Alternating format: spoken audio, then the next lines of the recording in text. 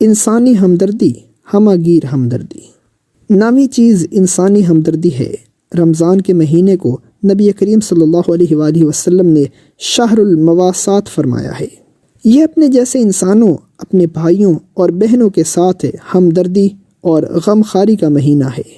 خاص طور پر یہ معاش و رزق کے دائرے میں ایک دوسرے کی تنگیوں اور محرومیوں، پریشانیوں اور دکھوں میں شرکت اور مدد و خدمت کا مہینہ ہے۔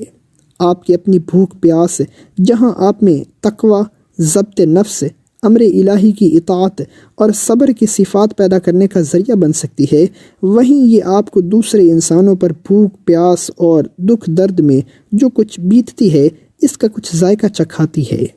ذاتی تجربہ اور احساس سے آپ کے اندر ہمدردی اور مدد کا بڑا مضبوط اور جاندار جذبہ پیدا ہو سکتا ہے۔ نیکی و بھلائی اور تقوی کا یہ دائرہ بہت وسیع ہے۔ اس کے پہلو اور شاخیں بے شمار ہیں۔ کھانا کھلانا، مریضوں کا علاج اور عیادت، یتیموں اور بیواؤں کی خبر گیری، محتاجوں اور فقیروں کی حاجت روائی، صلہ رحمی وغیرہ، یہ سب اسی وسیع دائرے کے چند گوشے ہیں۔ اس خدمت کے مستحق سب ہیں، آپ کے اہل و عیال اور اقربا بھی، آپ کے دوست احباب بھی، آپ کے پڑوسی بھی، آپ کے دینی بھائی بھی اور عام مسلمان اور انسان بھی۔ ہمدردی کے اس ہمہ گیر کام کی طرف مسلسل توجہ پیدا کرنے اور قائم رکھنے کے لیے نبی کریم صلی اللہ علیہ وآلہ وسلم نے بڑے اہتمام کے ساتھ روزہ دار کو افطار کرانے کی ترغیب دی ہے۔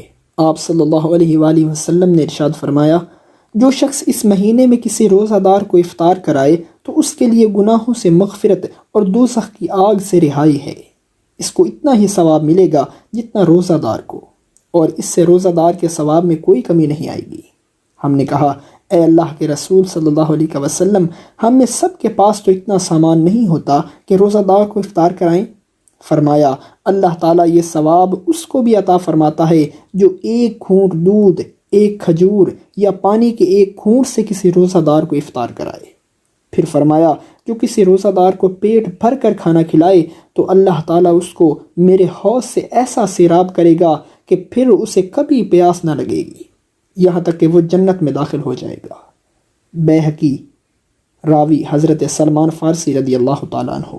اس لیے اس مہینے میں خاص اہتمام کیجیے کہ آپ اپنے بھائی بہنوں کے کام آئیں، بھوکوں کو کھانا کھلائیں، ضرورت مندوں کی ضرورت رفع کریں، سائل اور محروم کو اپنے مال میں سے ان کا حق دیں۔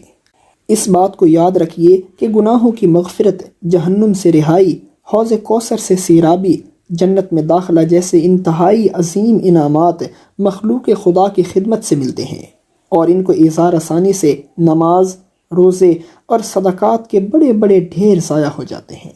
خدمت چھوٹی ہو یا بڑی، اس سے کوئی فرق نہیں پڑتا۔